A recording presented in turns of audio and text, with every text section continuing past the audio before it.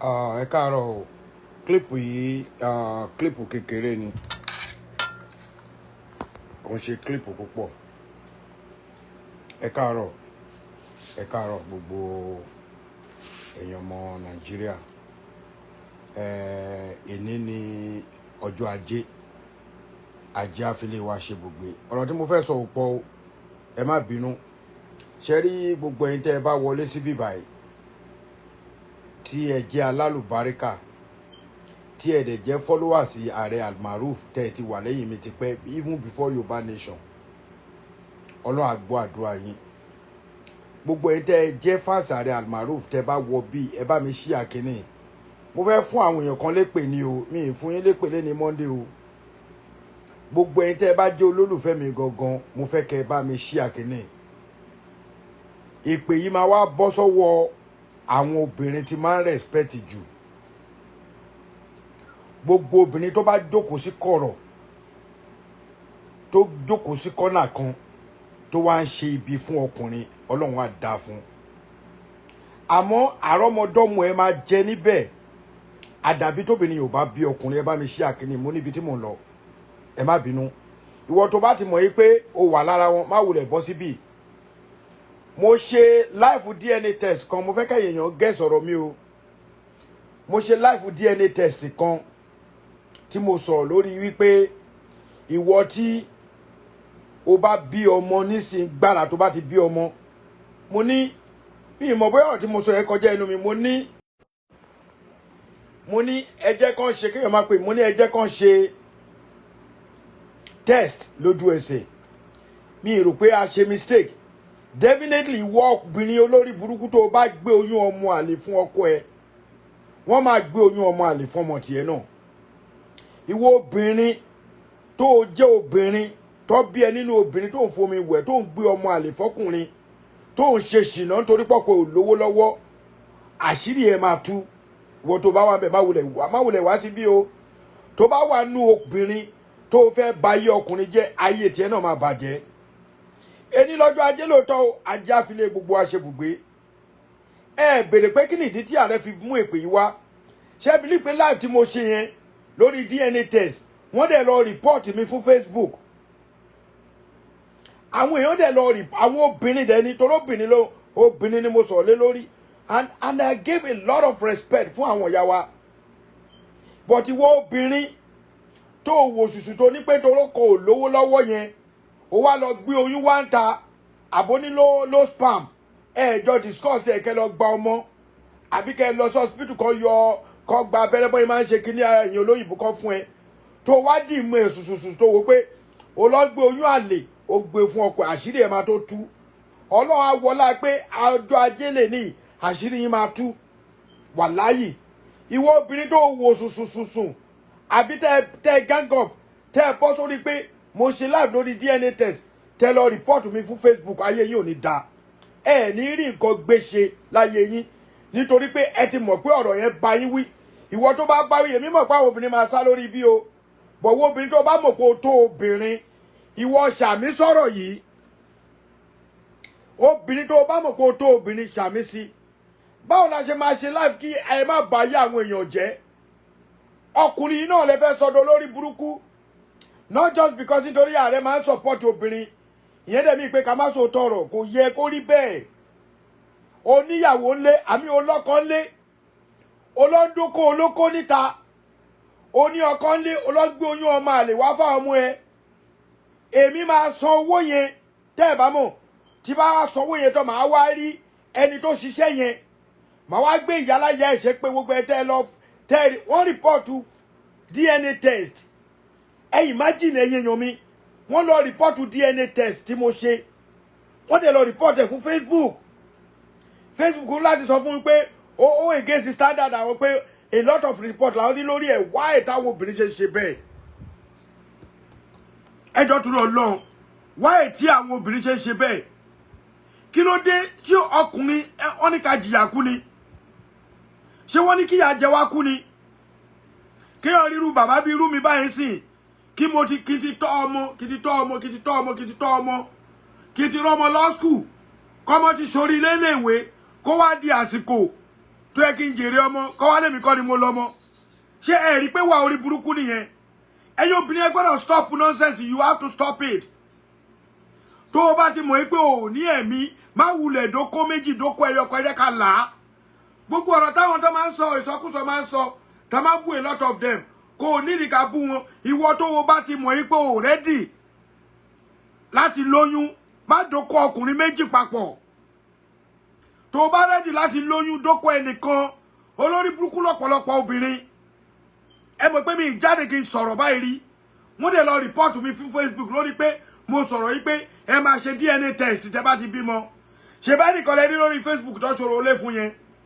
tí mi mọ̀ pòrò lẹ́yìn àwọn èèyàn sì ṣe wọ́n obìnrin alájà lọ wúmọ̀ yẹn ó gbé ọmọ kókó yẹn dání kò wọṣọ ó gbé dání báyìí wúmọ̀ yẹn dẹ̀ múra dáadáa wọ́n da omi sókè omi dà sára ọmọ ó fi yé wọn pé ọmọ yẹn ọmọ ọkọ ni kí ló dé ẹ má bá yé ọkùnrin jẹ́ ọkùnrin arán ọmọ lọ yunifásitì á lọ sí gbogbo nǹkan á lọ kọ́lẹ́jì ọmọ wa jáde ọmọ á di tu ẹbí bíi 24 á graduate ẹ wá ló nǹkan ló lọ́mọ irú ìgbé ayé wo nìyẹn ìwọ tó wà lára tó sẹ́ni tó report mi tí àtúbọ̀tún ẹ̀ bá da lẹ́ni kò ní da lọ́jọ́ alẹ́ ìyá máa jẹ inú àti ẹbí ẹni yes nítorí pé mo mọ̀ pé ọkùnrin ò ní lọ flag mi down lórí DNA test ọkùnrin ò ní flag mi láyé àfọkùnrin tó rí ẹ̀ ò bá pé mo fi Ọlọ́run búra ayé tì wọ́n dẹ̀ lọ rìpọ́ọ̀tù kíní DNA test tí mo ṣe yẹn ẹ̀rí mo kò ní pé mi ì rí kíní yẹn mi ì rí mọ́ mo bá sweep lọ sórí monetization mi mo lọ wo mo kò ní gbà alájà ló tẹ̀ jẹ́ pé wọ́n ti flag ẹ lórí DNA test yìí mo ní èpè náà máa gbà ẹ bá mi ṣe àkíní tó ló máa kan olúwẹ̀ ìwọ obìnrin tó fi ọkọ ẹ lẹ̀ tó gbé oyún ọmọ àlè fún wọn pẹ̀lú àṣẹ ọlọ́ọ̀láwo pé ẹni ọjọ́ ajé ni wọ́n á gbé ọmọ àlè fọmọ ọmọ ẹ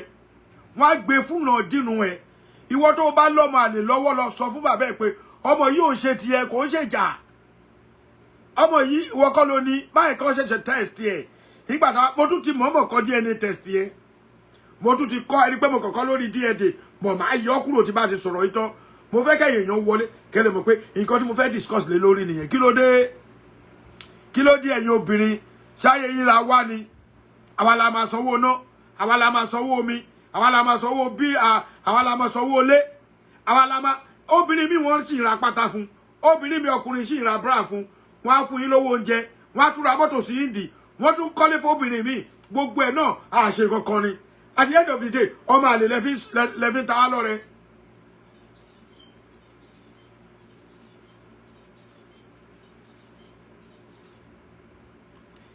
ẹ lè blame mẹ́ sister mi báwo lè fẹ́ blame ọkùnrin báwo lọkùnrin ṣe fẹ́ mọ̀ because mi understand ibẹ̀ báwo lọkùnrin ṣe fẹ́ mọ̀ pọ́gbọ́ ọmọ àlè fóun ọkùnrin ò lè mọ̀ ìtorí ẹ̀ náà ni mo ṣe ní pé ẹ jẹ́ kí wọ́n lọ ṣe DNA test màá tún sọ ẹ tún flag eléyìí náà ẹ tún flag ẹ ọmọ ọlá pọ̀sí ẹ flag ẹ ṣé ní ẹ̀yin ọkùnrin tẹ́ ẹ̀ bá jẹ́ kó rí yín pé ṣé ní ọwọ́ ta wà yìí mo hàn jẹ́ yẹn ọkùnrin ẹjọ́ mo bẹ̀ yín ẹ̀bẹ̀ ẹ lọ ṣe DNA test àmọ́ yìí I will continue saying it ẹ tún report mi kò ní dáfúyà láyà iṣẹ́ mi wà náà àwọn tó gbó lórí Facebook ni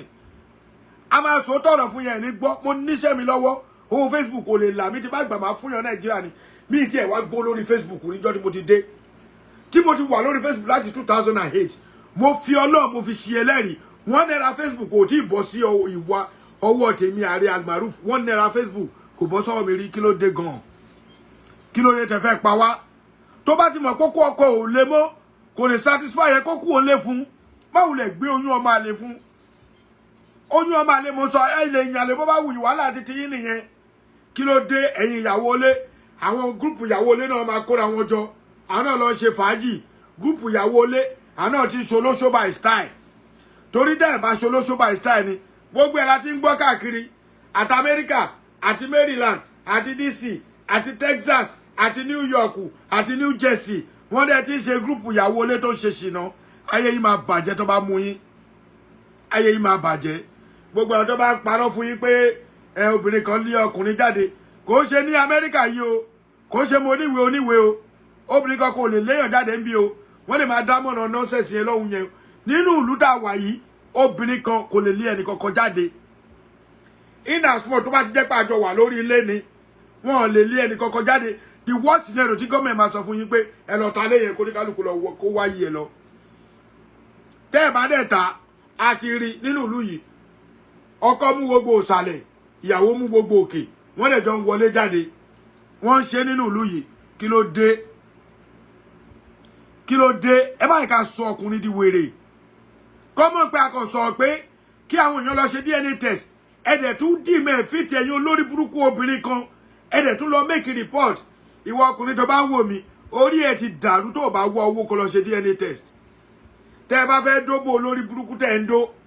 tẹ́ ẹ máa lọ gba yàrá 25,000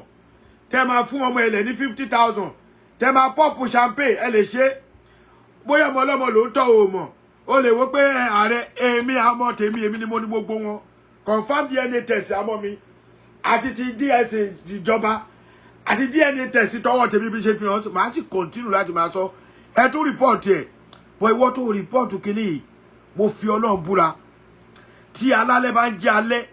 tí ọlọ́sàn bá ń jẹ́ ọlọ́sàn tí aláàárọ̀ bá ń jẹ́ aláàárọ̀ ò ní rí ṣe gbogbo nǹkan tó bá dáwọ́lé máa bàjẹ́ ni torí kí lè tún fún lépè wá èpè tí mo dẹ̀ ń ṣe láàárọ̀ confam èpè ni eré ò ṣe pé wọ́n ní ó wò mí sùn mi ìmọ̀ ẹ́rì náà àwọn advice àwọn èèyàn ni àwọn èèyàn tàbí advice ẹ tó máa gbọ́ agbọ́ ẹ tí ò ní gbọ́ ọ̀pọ̀lọpọ̀ ọkùnrin ṣe àkànjókòó ni ó ń tọ́ ọmọ ọlọ́mọ bóyá kan bí yàn ń ṣe tiẹ̀ you don't even know bóyá last born ó ń ṣe tiẹ̀ you don't even know bóyá middle born ó ń ṣe tiẹ̀ you don't even know àwọn ìyá wa wọn láwọn ìyá wa ló lè sọ ọmọ irọ́ lẹ pa ìyá yín tó bá dókó èèyàn méjì ò lè sọ ẹni tó lóyún ẹ lè flag eléyìí náà ìyá yín tó bá dókó èèyàn méjì kò lè sọ pé lágbára lódò oyún ó dókó tèmi lẹ́yìn ó dó tẹlòmíì láàárọ̀ ọ̀la èwo ló mọ̀ tó dúró nú ẹ̀ àwa wí tán ẹ máa pòwe olórí burúkú pé obìnrin ló mọ ẹni tó bímọ fún obìnrin wo ló mọ ẹni tó bímọ fún obìnrin tó mọ ẹni tó bímọ fún ló ti mọ̀ pé òun lóyún tẹ́lẹ̀ kó tó wá dú ẹ ìyẹn nìkan ló lè confirm pé mo mọ ẹni tí mo lóyún fún ó ti mọ̀ pé oyún ti dúró sóun lára kó tó wá dú ààrẹ lẹ́yìn tó dú ààrẹ tán ó rí pé ó dàgbà ààrẹ lówó lọ́wọ́ ààrẹ dẹ̀ lè take care mi bóyá along the line tó yọ ọ̀sẹ̀ méjì ti dúró sí lára ló pàdé mi kí ló tó lọ gbọ́n dànù kí ló dé tó wá gbé fẹ́ mi kí ló dé tó lọ ṣe oyún yẹn ẹni tó bá wù kó ṣe ẹ ẹni tó bá wù kó má ṣe ẹ but kí nìyẹn yọ ọkùnrin gangan ẹ̀yin nìkan ẹ jẹ́ kí orí wa kó pé a máa ṣe náà àwa náà la máa kọ́kọ́ kú àwa yìí la máa kọ́kọ́ kú wàhálà ilé ìyàwó mi máa jẹun ọmọ mi máa jẹun kíní kan máa ṣe gbá kan là ń sá káàkiri l'Amẹ́ríkà ní London ní Nàìjíríà ní everywhere despite pàwọn obìnrin tún support wa náà iye ò ní pé kọkùnrin máa hide jù wọn lọ ní gbogbo nǹkan tẹ́ bá ṣe nínú ilé àwa wí tán olórí burúkú yín wá bọ́ bẹ̀ ẹ lọ flag ẹ tún report eléyìí náà màá tún wọ̀nà mi màá tún ṣépè fún yín mi wà ní kọ́ síbẹ̀ bọ́ ilé màá lọ yọ DNA yẹn màá lọ yọ kúrò mo fẹ́ kẹ́ mọ̀ pé lórí kí ni ẹjọ́ tó lọ ẹ bá mi tàbí kí ni wọ́n máa pe DNA ní Yorùbá náà àyẹ̀wò ṣé àyẹ̀wò ẹ̀jẹ̀ ọmọ ni àbí báwo la máa pè bóyá òní máa kọ́ sí wọ́n dẹ̀ lọ flag mi mo ṣe rí pé kí show yẹn lọ gan tó jẹ́ pé ìgbà tí mo wo show yẹn after bíi few hours mo ti rí over 4,000-5,000 people tó ti view ẹ̀ wọ́n dẹ̀ flag ẹ̀ wọ́n dẹ̀ pera wọn jọ àwọn olórí burúkú yìí wọ́n wà lórí ibi tó ń wò wá wọ́n dẹ̀ pera wọn jọ wọ́n dẹ̀ report mi fún Facebook mi ìbá má sọ̀rọ̀ lórí kíní mọ́ mo kò ṣáà ń wà ní pé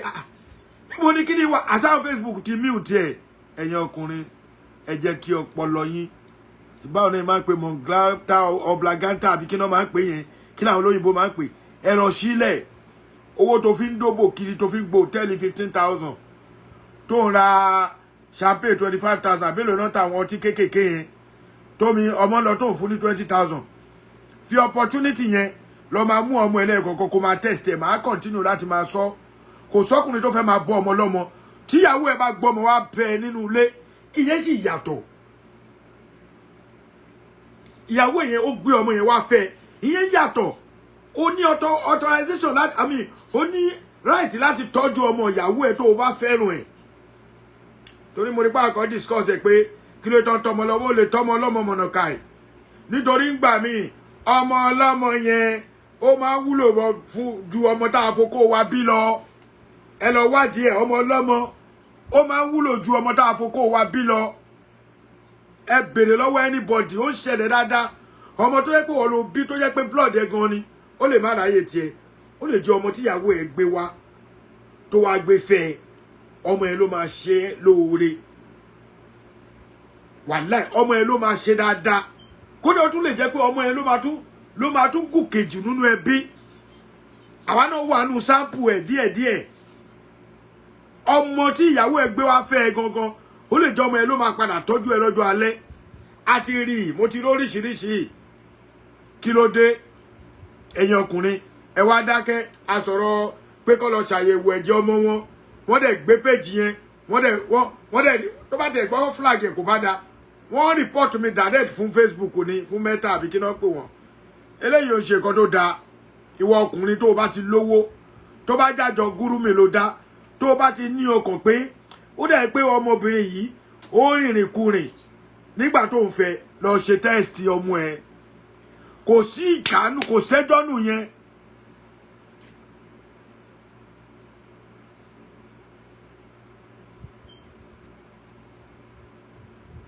why does she fẹ́ blame ni man ó bóyá màá fẹ́ inú mi á dùn tó bá lè pè sórí kó kúkú pè sórí bíbá Yétúndé mi understand òyìnbó ẹ yẹn báwo lè máa blame man lórí kíní uni only is not men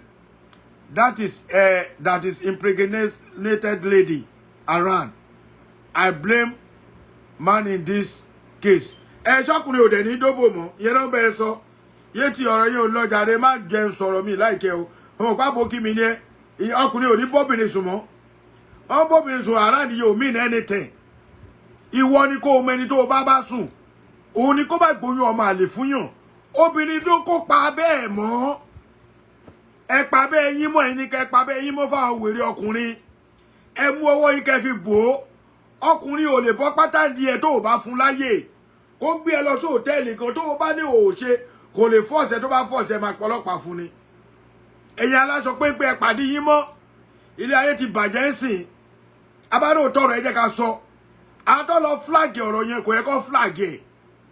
definitely àwọn tó ṣe wọ́n ní ẹbọ lẹ́rù ni because ó ti mọ̀ ó lè jẹ́ irú àwọn tó ṣe mo mọ̀ pé kò ń ṣe èèyàn kan ni because kó tó di pé Facebook gbé kíní yẹn jálẹ̀ kò ń ṣe èèyàn kan ló report èèyàn kan ò lè report fún Facebook kó dẹ̀ gbé page yẹn wálẹ̀ mo fi Ọlọ́run búra àwa ti wà nínú Facebook ti ọjọ́ ti pẹ́ àti 2008 early 2008 báyìí ni mo ti bẹ̀rẹ̀ 2008 ẹ̀ka kò ṣe 18 o 2008 early 2008 mo ti bẹ̀rẹ̀ Facebook yìí rẹ́gbẹ́gbà ẹ̀gan a máa bẹ̀bẹ̀ anybody lákàn máa send request sí lọ́dún náà lọ́hùn a máa ó mọ́rí o ó máa send request sí wọn ni ìmí à block ẹ̀ pàpẹ́ mi ìmọ̀ ẹ̀rẹ́ tó ti mọ owó ẹ̀ ìmí à accept ẹ̀ a máa lọ́rẹ̀ ọ̀rẹ́ téèyàn ní Facebook tó lọ́rẹ̀ 25,000 tó ń ṣe live téèyàn 100 ò lè wọ irú àwọn ọ̀rẹ́ wo nìyẹn àwọn ọ̀rẹ́ kan wà títí ẹ máa gbọ́ yọ kúrò lórí kíní mi yìí màá gbọ́ wọn yọ gbogbo ẹ̀ tẹ́ wo mi ni mo dámọ̀ màá gbọ́ àwọn èèyàn kan yọ most especially àwọn tó ti ẹ̀ pera wọn lẹ́bí àwọn tó mú ẹ̀ o dẹ̀ máa rí làwọn kìbà ọ̀rọ̀ ẹ̀ kàn jáde lẹ́ni ni o máa rí kọ́mẹ̀ntì wọn bò mí lórí ìwọ tó ń mọ̀ rí wọn ní kọ́mẹ̀ntì evidence ti pa wọ́n kú kí ni wíkí náà ń sọ wọn á ní kí là ń sọ ẹ̀dẹ̀ ń benefit lórí ọ̀rọ̀ wa o but a bá sọ̀rọ̀ wọn á lọ́rọ̀ ò make sense ẹlòmíà fi ọ̀rọ̀ lẹ̀ wọn á fi ìtàn lẹ̀ àwọn èèyàn bú ẹ jẹ́ ká sọ̀rọ̀ torí tó bá fẹ́ pè Yétì you can call me nọ́mbà mi rèé +1 202 lórí ètò yìí ni o +1 202 855 1748 ọ tó bá fẹ́ come online ó lè padà kó ló come online bí káwọn èèyàn rí ẹ mo fẹ́ kó explain kíní yẹn because ó lè má yé èmi ó lè tún yé wọ ju bó ṣe yé èmi lọ ṣó ti yé ẹ mọ̀ pé ń gbà mí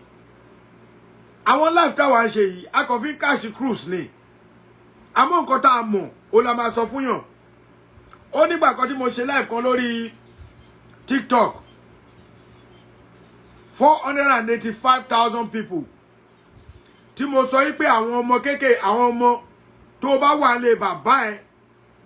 tó ti lé ní 22 23 years kúrò lé bàbá ẹ kí wọn náà lọ dá dúró most especially ọkùnrin àwọn èèyàn máa love kíní yẹn fọ́ lórí o wàláì mi mọ̀ kó dóná kò wọ́n flag ẹ̀ Queen ti fẹ́ okay wàá join nísìn okay mo ti rí Queen ó dáná yìí ó ti tún lọ o Queen please can you make that request again make a request again jọ̀ọ́ jẹ́ ká sáré ṣe kíní pàápàá lórí mi náà lọ bí ṣe make a request again make a request again mo fẹ́ kó sọ lórí kíní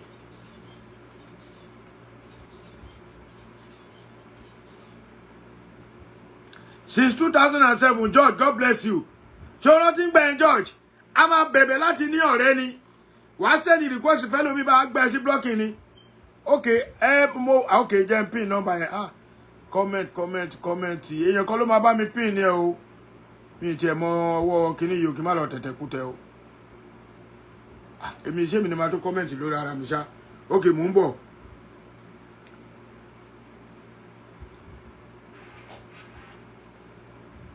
Okay, dúró náà 202 plus 1 ni o tẹ́ bá ti fi plus 1 síwájú jẹ́ kí n wo bẹ́ẹ̀ mo gbé live yẹn Aare Almaroof Aare Almaroof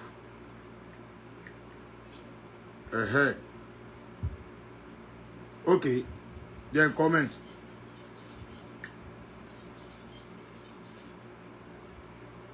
hold on no my comment is so ṣẹ́rí báyé sọ̀rọ̀ ẹ́ sìn èèyàn tó wà lábẹ́ kíní ta máa sọ èèyàn tó wà lábẹ́ tó wò ní ọ̀dà kíní mi tí mo fi wò ó sìn èèyàn tó wà lábẹ́ is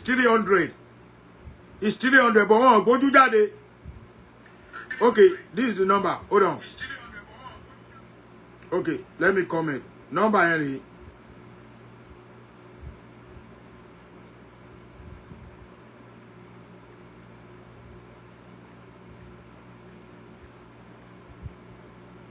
okay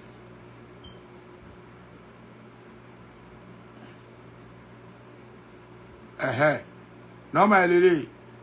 o ti send number wọlé nsìn jẹ́ pin ẹ̀ ọ̀dà náà pin okay torí mi ní pẹ́ ṣe tán mo ní bí 10 minutes less than 10 minutes láti get off this thing mo ní less than 10 minutes láti get off it ẹ wo èèyàn tó wò lábẹ́ mi báyìí sìn kò ṣe kéré mi bọ̀ àwọn tá à ń rí àwa 37 la wà ń bì báyìí ó ti yé ṣe rí kíní yìí ẹ jẹ́ ká bára sọ tọ̀rọ̀ ẹ jẹ́ ká bára sọ tọ̀rọ̀ a kò sọ lórí DNA test wọ́n dẹ̀ block mi wọ́n dẹ̀ report mi fún Facebook èmi àtàlájà mi lájọ́ wọlé àná definitely àwọn èèyàn tí kíní yẹn bá wí wọ́n pọ̀ àwọn bá wí wọ́n gbé ọ̀pọ̀lọpọ̀ ní kódà l'Amẹ́ríkà yìí ọ̀pọ̀lọpọ̀ ní ọmọ àlénú létí kò mọ̀ tó bá yẹ pé nǹkan tó ṣe yẹn òótọ́ ni tó bá yẹ pé wọn ò wu ayé wá ètò ṣe lọ rìpọ́ọ̀tù ọ̀rọ̀ DNA test fún Facebook kẹrẹ ìwọ nìkan ò lè rìpọ́ọ̀tù kan block ẹ there is a group of àwọn olórí burúkú obìnrin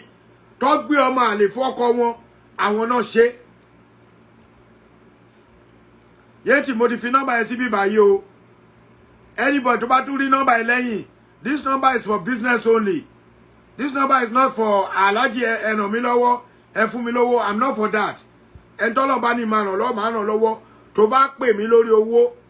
tó bá tẹ̀sí mi lórí máa block ẹni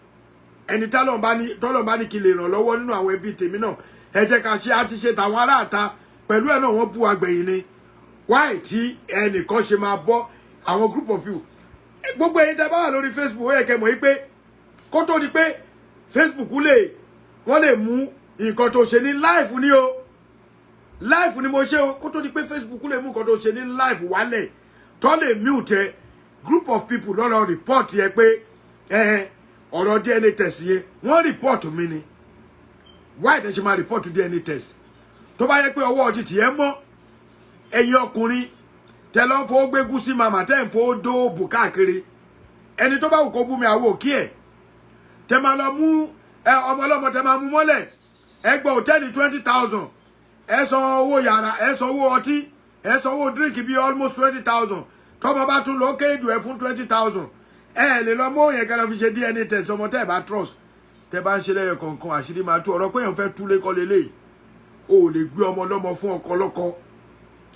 tó bá mọ̀ bẹ́ẹ̀ gbé ọmọ yẹn wá sílé kó mọ̀ pé ọmọ tó bí ń ta ni bọ́ kó wá gbé ọmọ lọ́mọ fún ọkọ lọ́kọ kọ́kọ́ lọ́kọ máa wá tọ́ ọmọ lọ́mọ kọ́kọ́ lọ́kọ lọ́mọ lọ yunifásitì mo sọ̀rọ̀ ẹ̀ má dẹ̀ tún ọ̀rọ̀ ẹ̀ sọ bàbá tí ọ̀rọ̀ ẹ̀ ṣẹlẹ̀ sí ọmọ yẹn 29 years lọmọ obìnrin yẹn bàbá yẹn dẹ̀ ti dàgbà ọmọ obìnrin yẹn yọ kan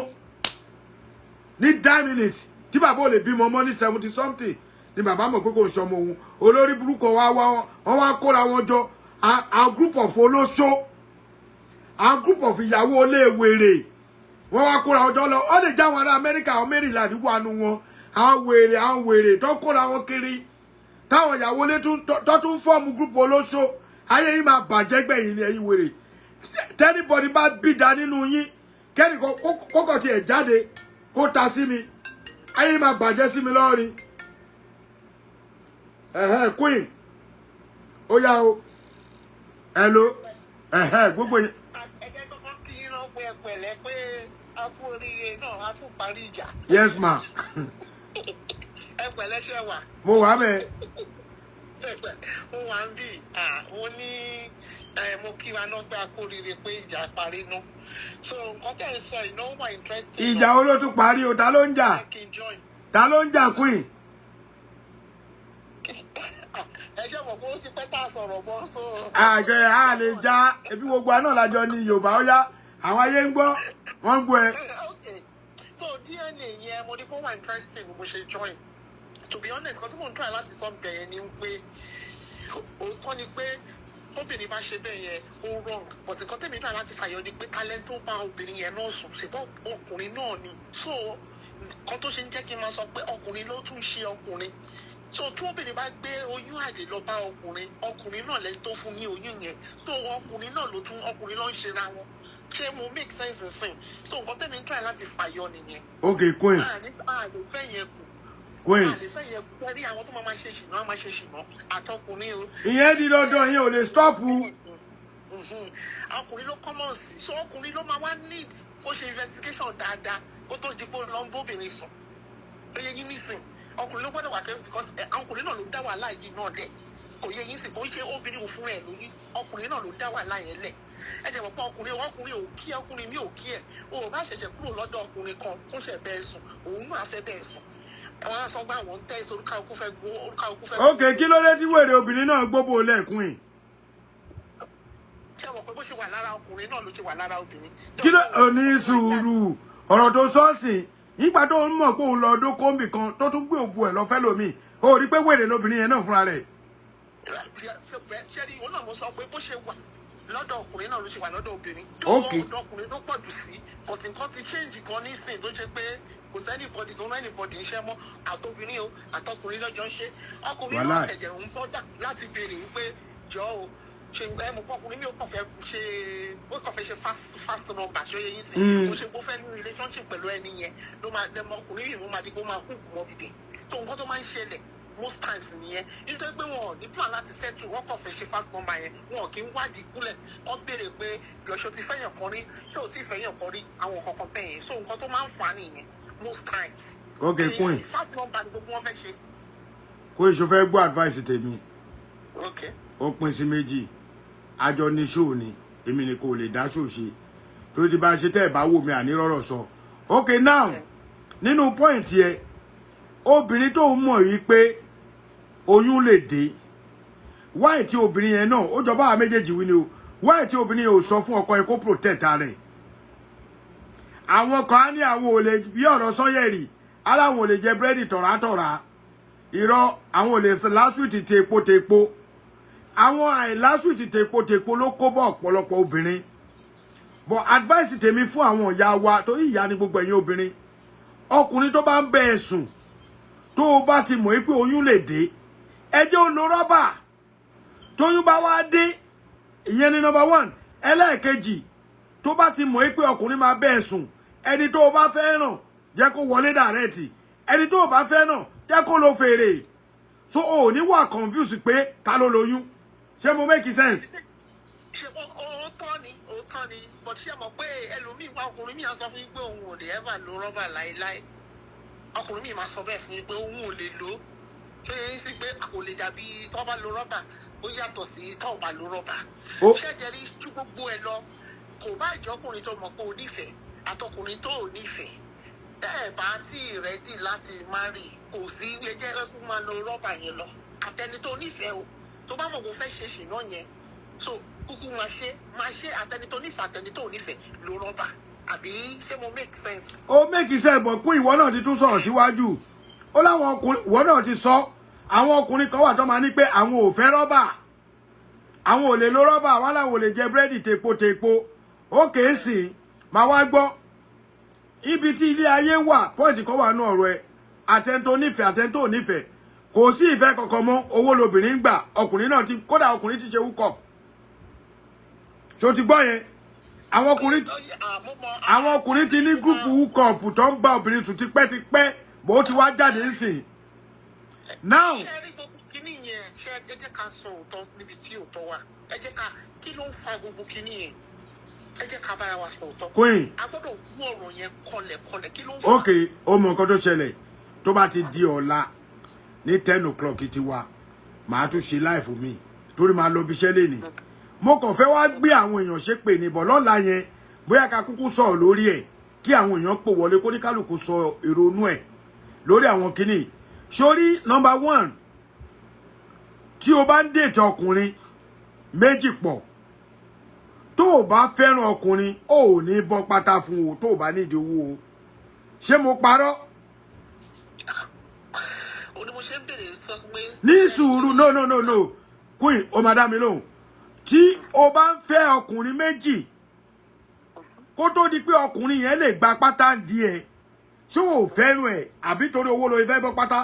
mo ní mo yẹ ní pé yọ̀rọ̀ owó kúrò ń bẹ̀ o. ok yeah well tó bá ṣe pé mi ni yes a ṣe pé ìfẹ́ wà ń bẹ̀ but ní ayé tá wà nísìn. kò sí fẹ́ thank you sórí kíní yẹn la máa treat lọ́la